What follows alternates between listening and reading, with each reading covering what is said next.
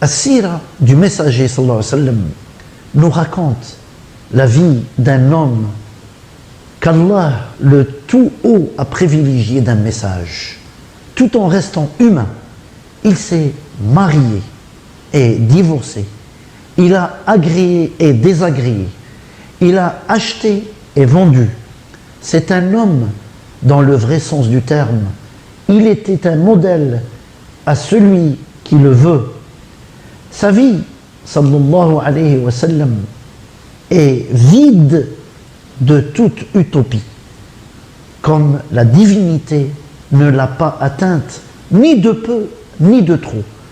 Surtout, si on fait une comparaison avec ce que racontent les chrétiens sur la vie de Isa alayhi salam, ou ce que racontent les bouddhistes sur Bouddha, de même les polythéistes sur leur divinité vénérée, la différence est flagrante entre sa biographie et celle des autres. La biographie de chacun a un grand impact sur les disciples de chacun. Par exemple, attribuer la divinité à Isa, alayhi salam, et à Bouddha, cela a rendu impossible d'en faire des modèles humains à suivre dans la vie personnelle ou sociale. Cependant, Muhammad sallallahu alayhi wa sallam, il était et il le restera le modèle idéal et réel à toute personne qui voudra vivre heureuse, pure dans son âme, sa famille et son foyer. Et de là, Allah a dit, certes, nous avons honoré les fils d'Adam, nous les avons transportés sur terre et sur mer, leur avons attribué de bonnes choses comme nourriture, et nous les avons nettement préférés à plusieurs de nos créatures. La biographie de notre prophète sallallahu alayhi wa sallam englobe tous les sujets concernant la vie de l'homme. Elle nous rapporte le vécu de Muhammad sallallahu alayhi wa sallam, le jeune, crédible, droit, et cela avant qu'il soit élu.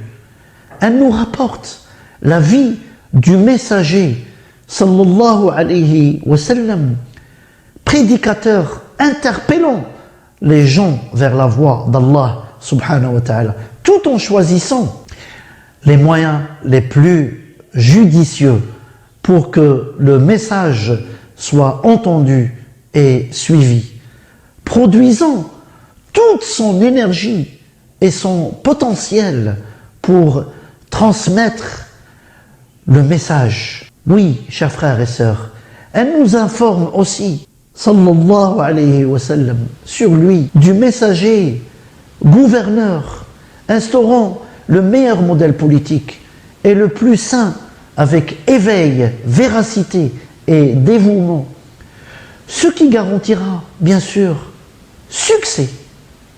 Elle nous informe aussi du messager, sallallahu alayhi wa sallam, l'époux et le père, très tendre et doux dans ses sentiments et son bon savoir-faire, discernement des droits et des devoirs de l'époux, comme l'épouse et les enfants aussi.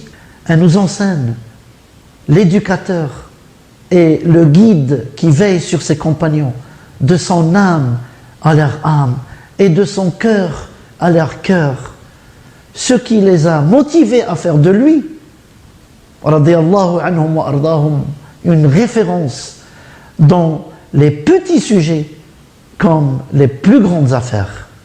Elle nous montre cette biographie de notre prophète. Elle nous montre comment il était engagé envers ses compagnons et entretenu leur compagnie, ce qui a fait de lui le messager le plus aimé, plus que leur personne. Il l'adorait plus que leur personne, plus que leur famille et leurs proches.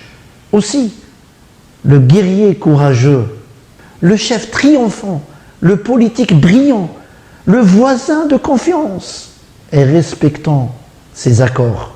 En conclusion, sa biographie, sallallahu alayhi wa sallam, a englobé tous les domaines sociétaux de la vie humaine. Ce qui fait de lui, sallallahu alayhi wa sallam, le modèle par excellence pour tout prédicateur, pour le père, pour les époux, pour les amis, pour les éducateurs, pour les enseignants, les politiciens ou les gouverneurs, et ainsi de suite. La biographie du prophète, sallallahu alayhi wa sallam, nous prouve l'authenticité sans aucun doute de la véracité de son message et de sa prophétie. C'est la biographie, c'est la sira d'un homme intègre. Il a mené son message d'un triomphe à un autre, pas par la voie de l'imaginaire ou le miracle, plutôt par la voie la plus naturelle et réelle. Il a prêché tout en subissant des agressions.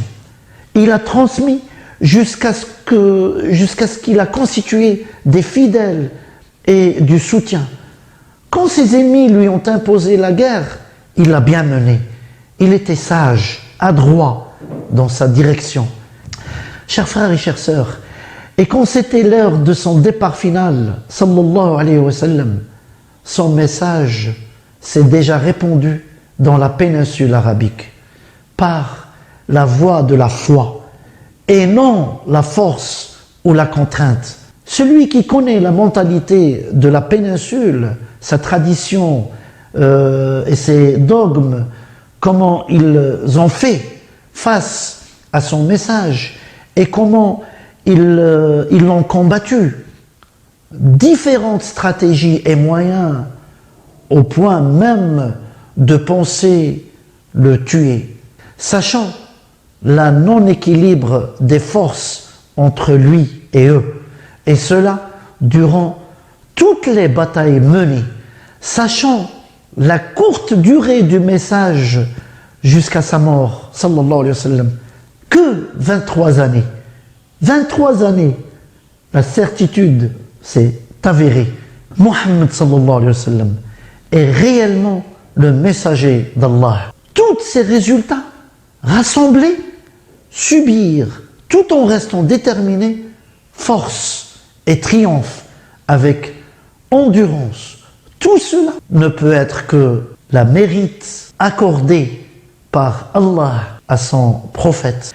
Allah ne peut pas accorder de tels succès uniques dans son genre, dans l'histoire de l'humanité, à un menteur ou à un imposteur. Regardez sa biographie. La raison pure et simple ne peut que confirmer qu'il était véridique dans sa transmission du message et qu'il est l'ultime messager, sallallahu alayhi wa sallam. Cependant, s'il y avait des miracles qui se sont manifestés durant sa mission, ce ne sont que des arguments à charge contre ceux qui ont refusé de croire dans sa prophétie. Ceux et celles qui ont cru en lui en premier n'ont pas vu de miracle, mais plutôt de la crédibilité et de la véracité.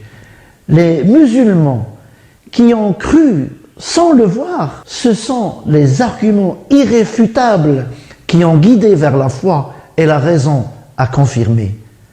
Parmi ces arguments de sens, le Coran.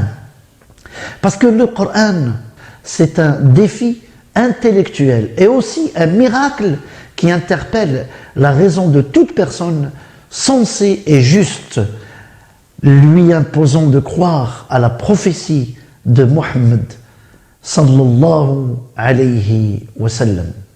De là, chers frères et sœurs, on voit une caractéristique claire et évidente dans la biographie du messager sallallahu alayhi wa sallam. Ceux qui ont cru en lui, ce n'est pas suite à un miracle qui s'est manifesté. Non, c'est suite à une conviction de sens et de raison.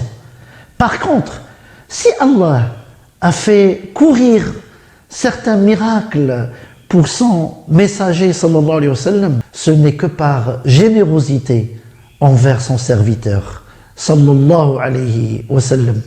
Et en même temps, pour le soutenir devant des arrogants et disgracieux ennemis, et à lire le noble Coran, on verra bien que la voie de l'interpellation de juger par la raison l'emporte, comme l'interpellation à méditer dans la grandeur de la création d'Allah subhanahu wa ta'ala, ainsi à retenir ce qu'il était, sallallahu alayhi wa sallam, une personne qui ne sait ni lire ni écrire.